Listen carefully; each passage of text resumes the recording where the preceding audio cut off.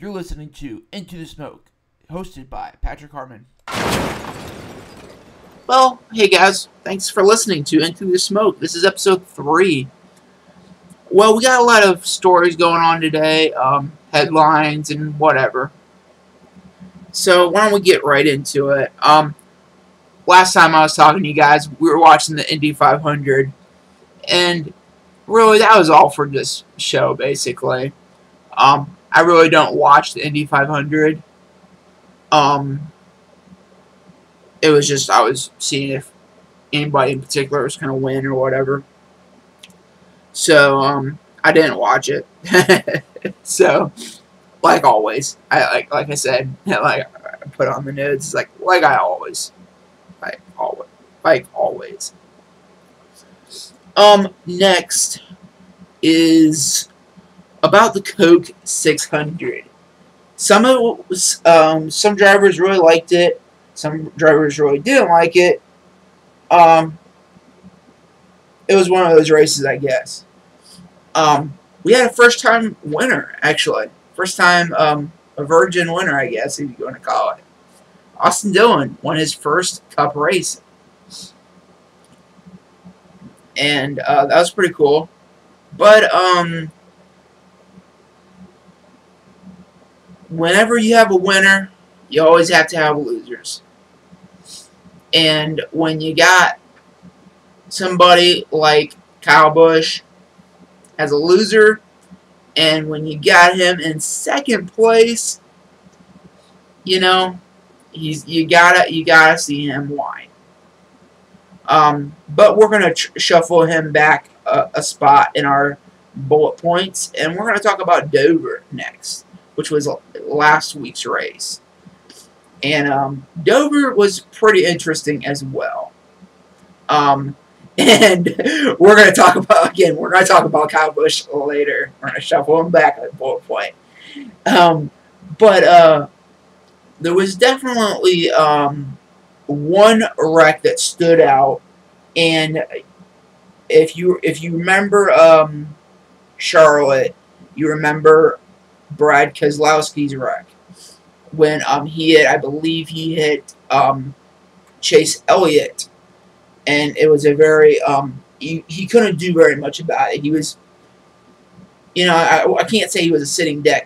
He was a sitting duck because he wasn't. It wasn't that kind of thing, but he definitely couldn't do anything about it. It was like, I can't do. Like, what can I do? So, but that was kind of the same thing at Dover.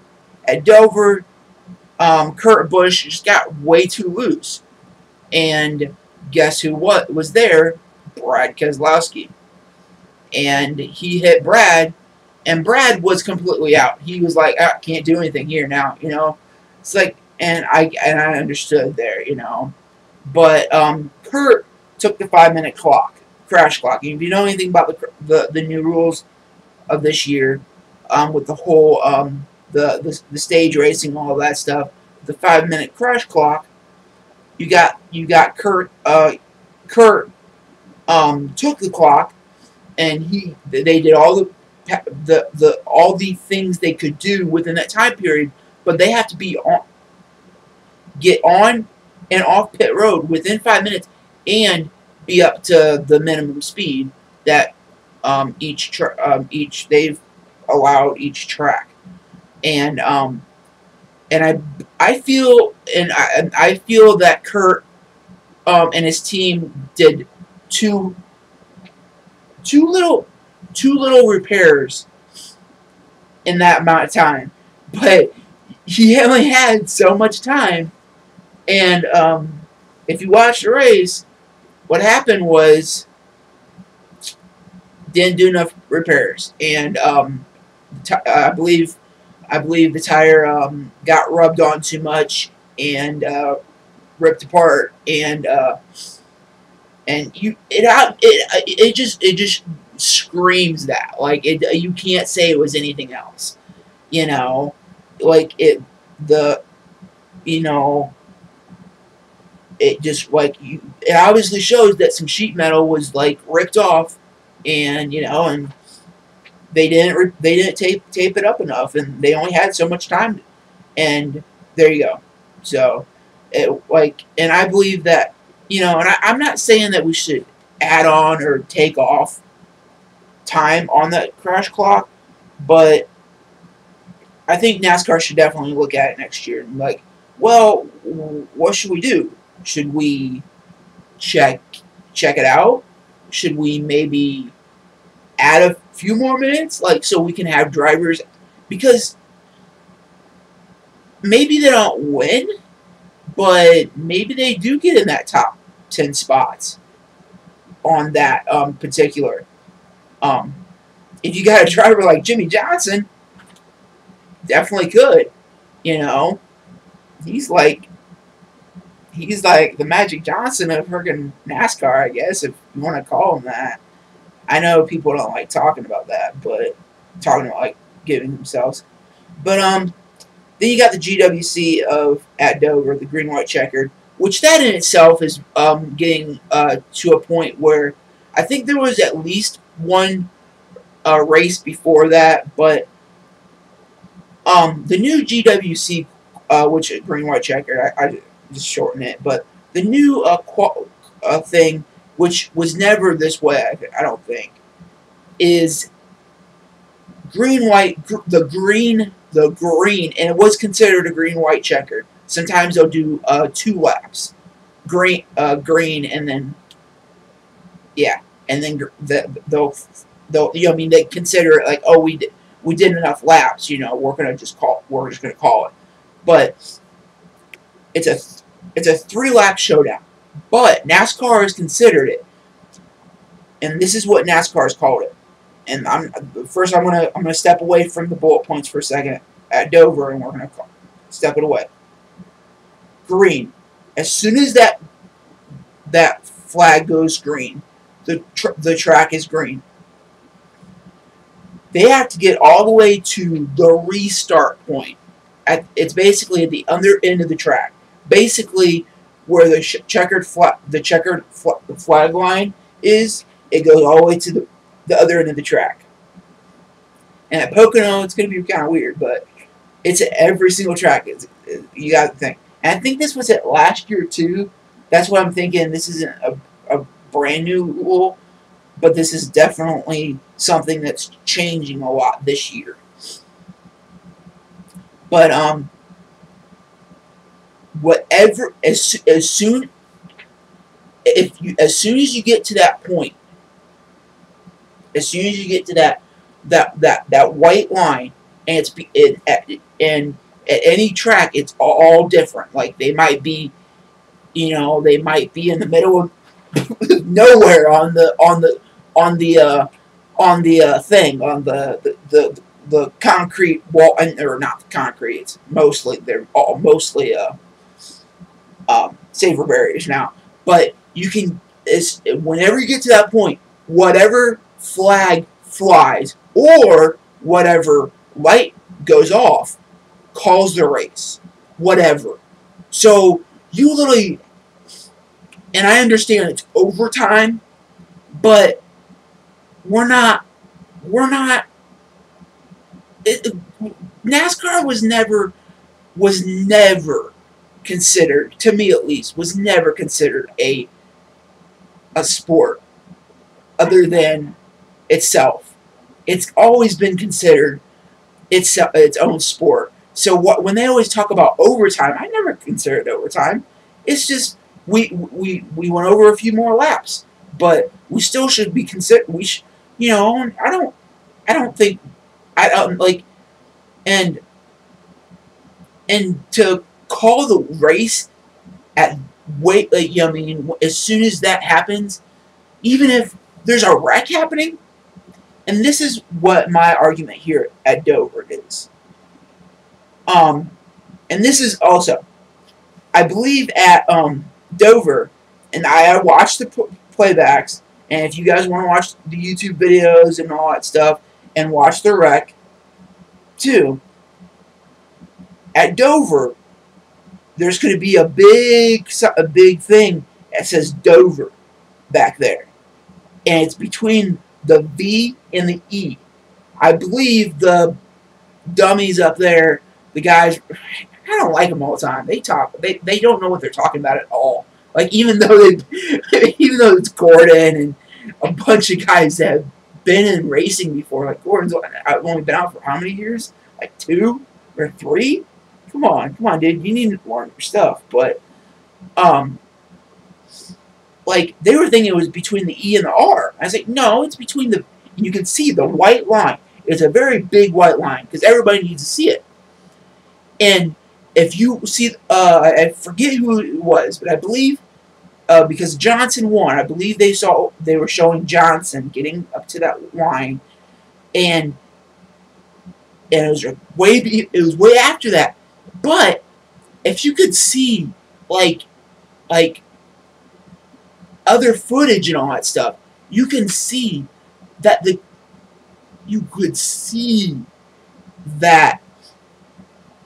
the wreck was already happening. So it wasn't on anybody else's fault other than NASCAR. They should have threw the yellow flag way before the line.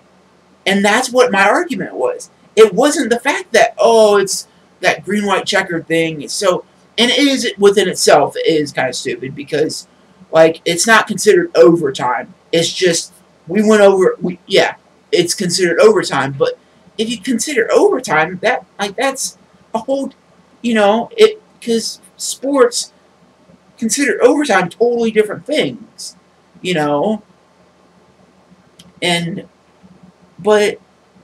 and just kind of, and if you guys don't know, it's they come up at the R, not the D, so it's kind of like, because if you're gonna, because we're all, you should think of it as sitting in the grandstands, and at the main grandstands where the checkered flag flies. So if you're looking at the grandstands, there, the cars drive around and they hit the R, the E, and then they see the line. But they should have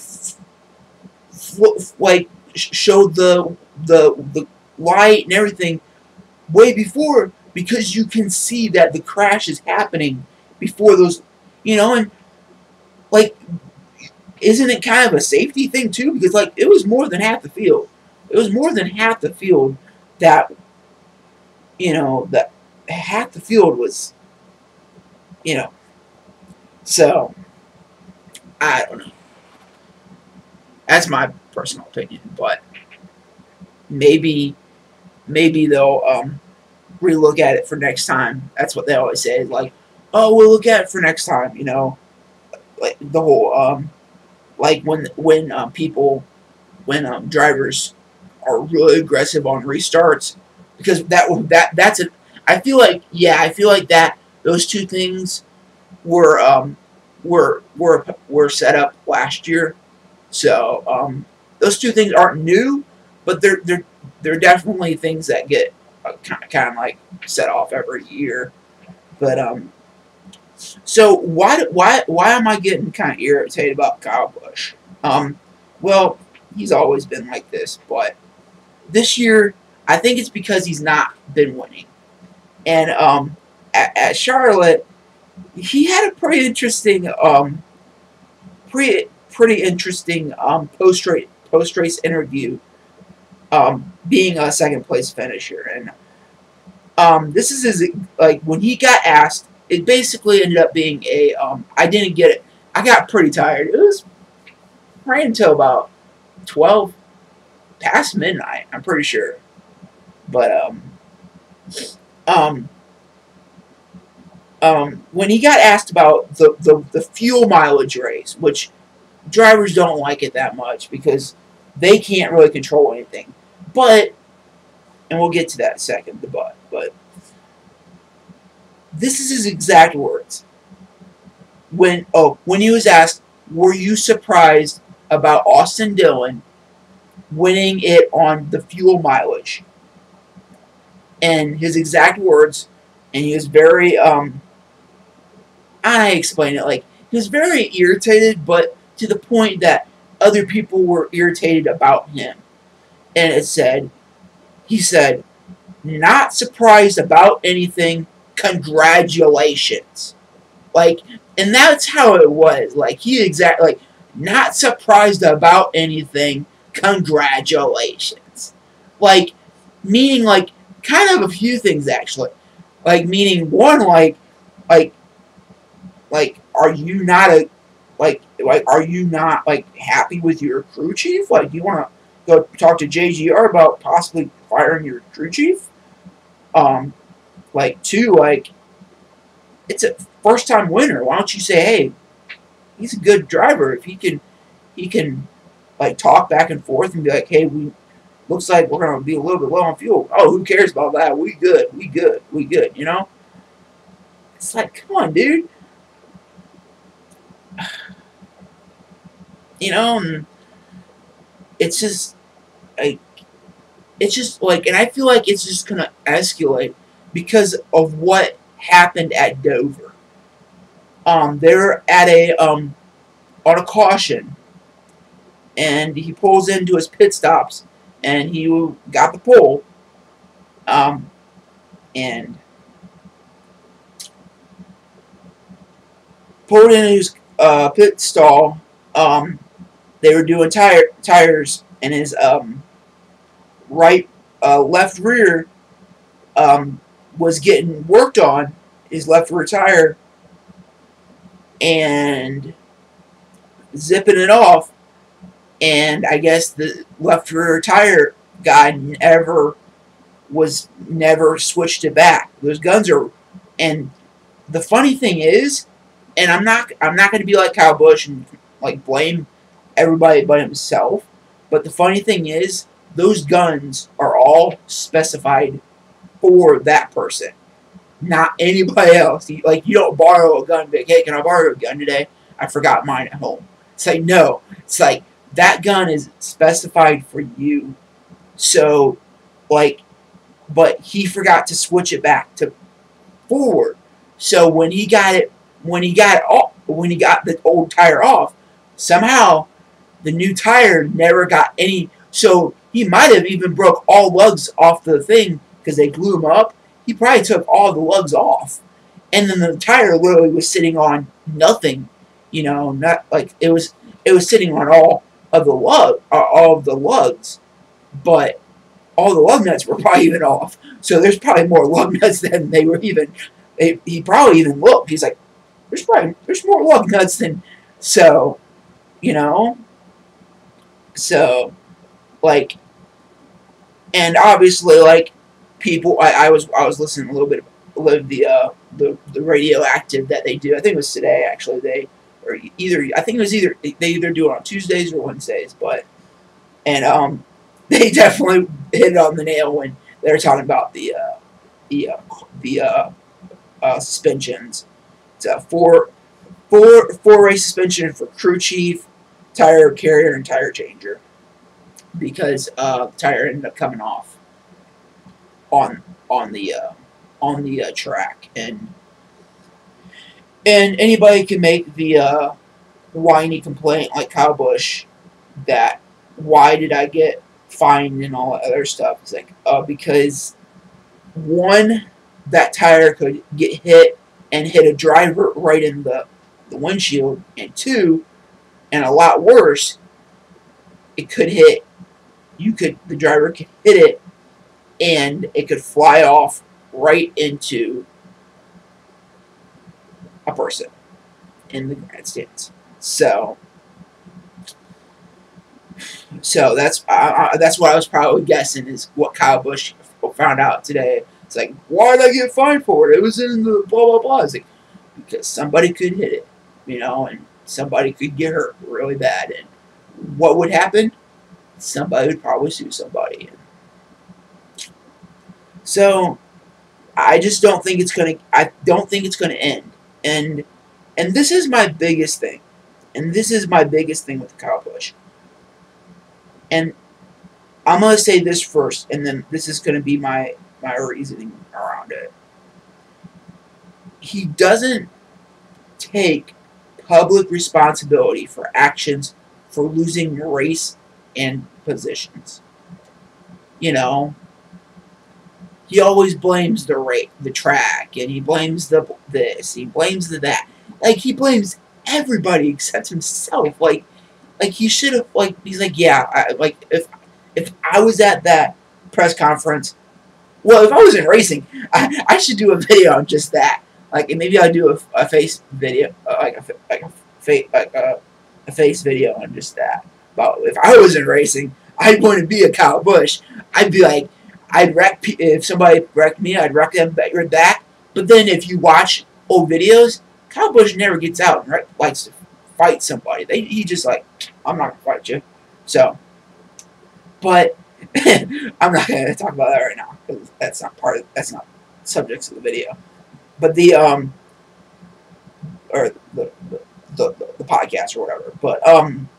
But he just, like, he always complains about everything except himself. Like, he thinks, he even complained about the fuel mileage race. He probably should have, like, well, I was like, yeah, I probably should have conserved a little more fuel on that. And that's probably what I would have done. I'd have probably sat there and, like, yeah, I'm not really surprised too much. Like, Austin's been needing that win, but I'm definitely not surprised that we didn't win today because I didn't drive that good. And that's and guess what? And guess what, guys and gals? That's exactly what Kurt said at Dover too. That's exactly what Kurt said at Dover too. That's exactly. He's like, I'm like, I'm the doofus that Gino, I forget who. Tony Gibson, which is his crew chief. Tony Gibson brought a great car here today, and I wrecked it up. Man, we'll just drive back next week, but I'm gonna do. Basically, he said that's what he said. It's like Tony Gibson and Gino, Haas Automations, and everybody just, we brought a good car, and I screwed it up. And dude, this screwed it up. That's not what Kyle Busch is gonna say. He's gonna say that I didn't do anything wrong. I didn't wreck a car. Like, somebody wrecked me. And, what? They were behind me? Oh, that was my spotter. You probably need to fire him, or they're probably joking about that. But I don't know. We're not gonna hear you. We're definitely not gonna hear the rest because he's probably not gonna win anymore.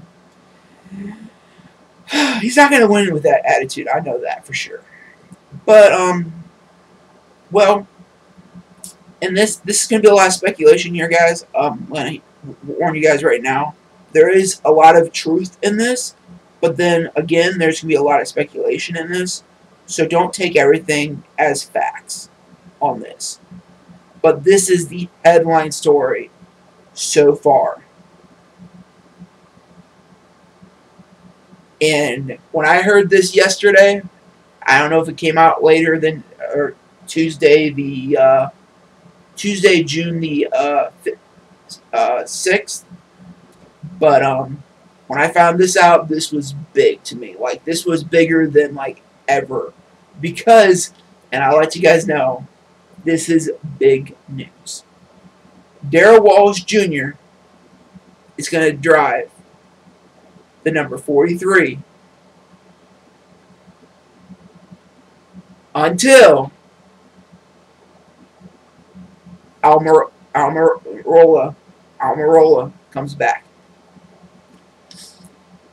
Not only that, Roush is going to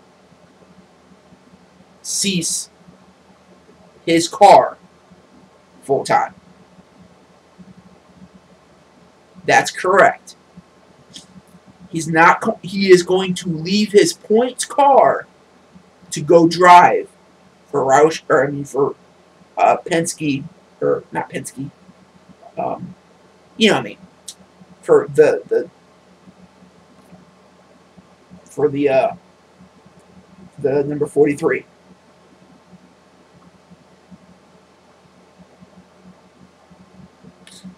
And those two things are one of the biggest things I have heard about this whole Almirola incident for a while. And I'll tell you why.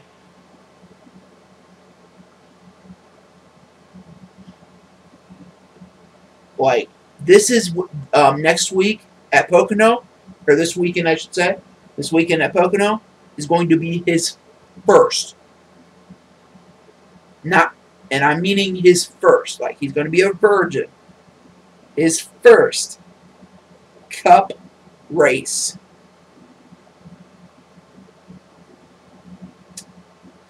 It's going to be his first, guys. It's pretty big. It's going to be a pretty big. It's pretty big.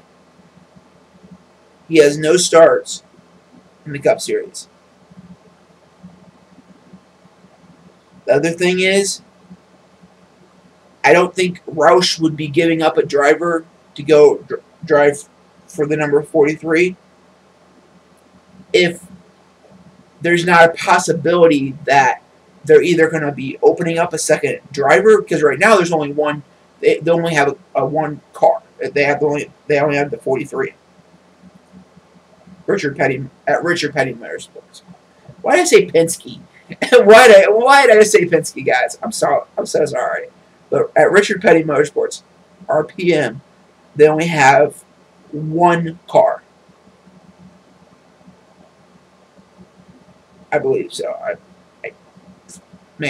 Hopefully I'm not wrong. But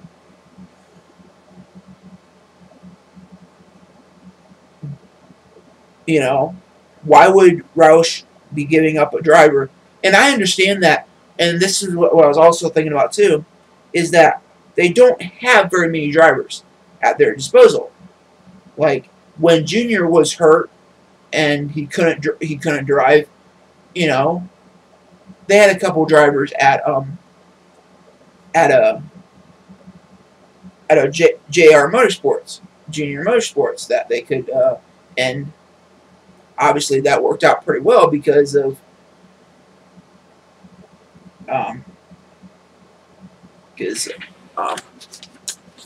what's his name? Man, I had his name written down. Somebody.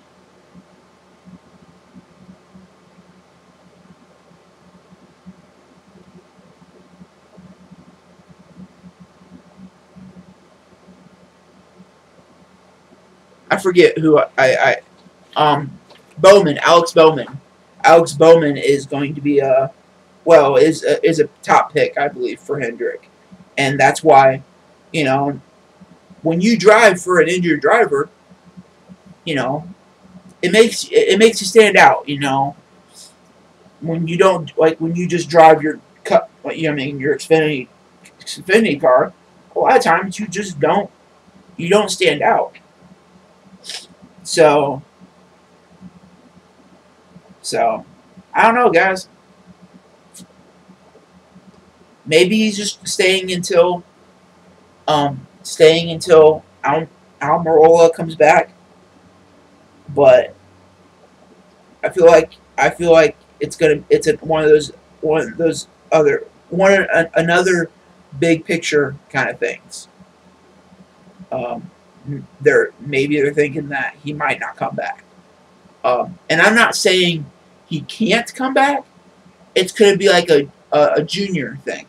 And I'm not like saying it's I'm not like whatever, like Junior made a thing in NASCAR. It's like I get hurt, but if I was Junior, he had like a lot of concussions in a short amount of time, and a lot of them were like not actually like race related technically. Like they were like he had one like when he was doing tire testing, which is race related, but he wasn't actually racing. He was testing, and you know he wasn't really, you know, he wasn't really there. Like, I mean, he was, you know what I'm saying? If you guys get what I'm saying, he wasn't at NASCAR. He was at Goodyear, and NASCAR was there. But yeah, if you guys get what I'm saying, you know. In other ones, he, you know. So anyway, guys, like if I had as many concussions as Junior, I'd have probably got out a long time ago. I wouldn't even be racing right now, because if you get one more, there's so many possibilities of, you know, of possible problems almost immediately if you look it up. So, and that's what Almirola was talking about too, is that if he went back too soon, he could potentially get in a wreck and get paralyzed from the belly. He said the belly button down, and who would want to do that to themselves is my question. So, like I said, I just, maybe they're just testing the waters. Maybe they know that he's a good driver and he'll get another solid finish, and Regan Smith has other opportunities, so they don't want to mess with that. Or there might be a bigger picture. So guys, Kyle Busch is not going away, and we're probably gonna hear more about him soon, and he's not gonna win probably for a while, especially when he's not gonna. He's probably what they like to do, and I don't know if this is actually a thing or if it's just how they do it, but what they like to do is they like to some of them. Brad actually just Brad's crew chief just took the suspension, and because he knew what he did was wrong, and they tested too far, but I was maybe Kyle's crew chief might test it for about 2 weeks, because they're going to go back to Daytona. They're going back to Daytona in like 2 weeks. If you guys look up the schedule, if you guys look at the schedule real quick, we're going. Oh, actually, not. Never mind. I don't know what I'm talking about. Sorry, guys. We're going to Michigan, which is another pretty good race too. It's a big track, and then I believe we have our first road track. Yeah, Sonoma.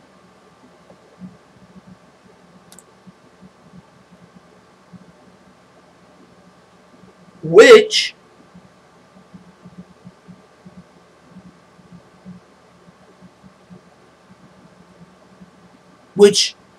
to me, I would think, like, I just made a headline or a story for myself, which I would think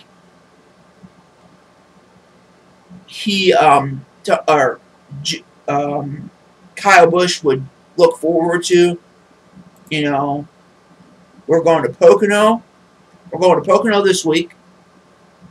It's going to be Sunday races for a while. We're going to Pocono. Then we're going to Michigan. And we're going to Sonoma, which, like I said, I believe Kyle Busch, he won that track when he got hurt, which, it says a lot when you come right back from an injury and you win a bunch of races. So, I remember that because he won a bunch of them. He won a bunch of them really close, and I was really mad because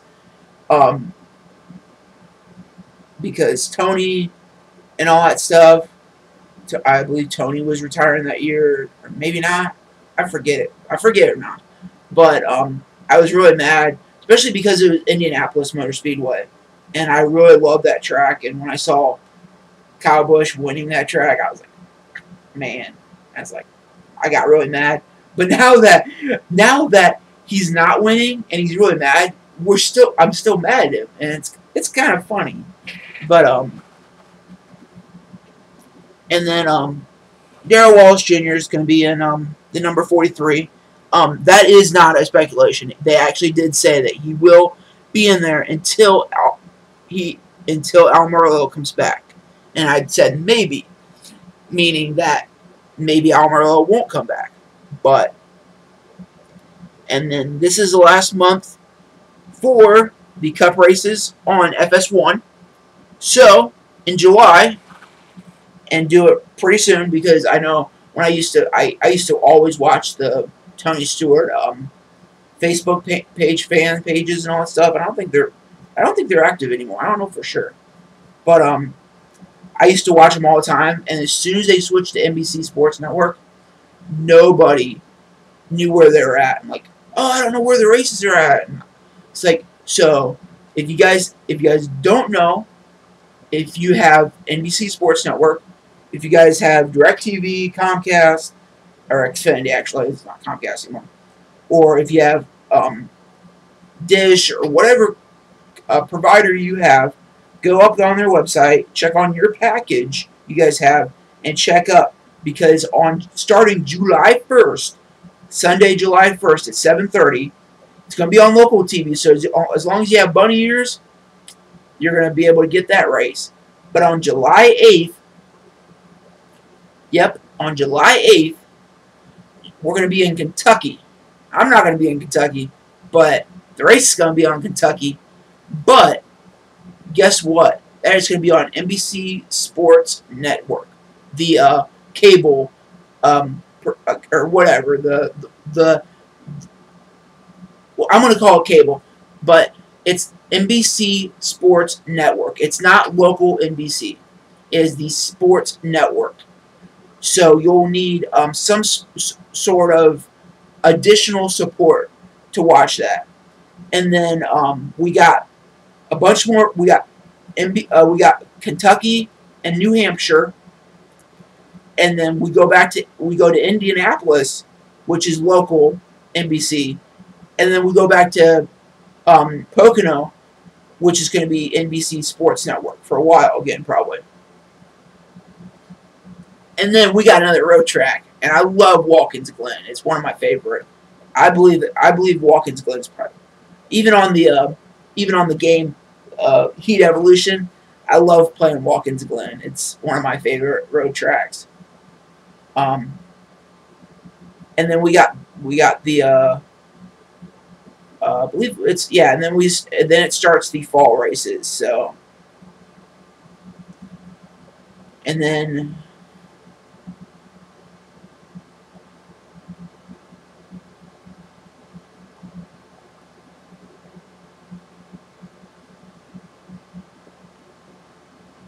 And then we're gonna have another. I know I did a chase series last time, but we're gonna do another chase series this year too. So that's gonna do it for you guys, for us guys. Like I said, check your numbers and all that stuff and all that other stuff. Make sure you guys, because it's only gonna be another month away, and you guys are going to be switched over to NBC and NBC Sports Network. So I do have a Facebook and a Twitter. It's going to be down in the description. If you guys like this video or this podcast, I'm sorry, I keep on calling it a video. You don't see my face, so I'm not going to call it a video. If you guys like this podcast, be sure to press that like button down there. Comment down below. That is going to be the main way to contact me. I found out that I get a lot of spam and all that stuff, even in my regular email. So just comment. If you guys want to contact me, comment down below, and I'll talk to you guys in the comments. And if you guys like this, and you want to make sure you guys, you the viewer, or you the listener, you the possible NASCAR fan, get to watch and listen to this on time as soon as I upload it, press the subscribe button, and there's going to be a little bell. Click on that, make sure And that gives you notifications of when I upload this video, and it's a podcast.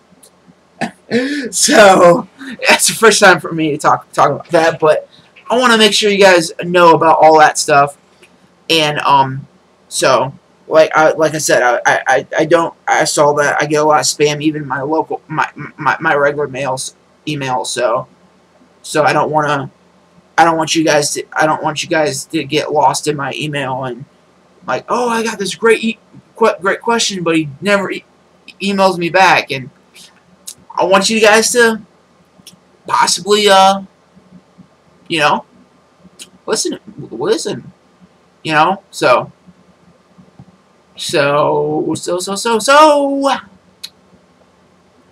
I will definitely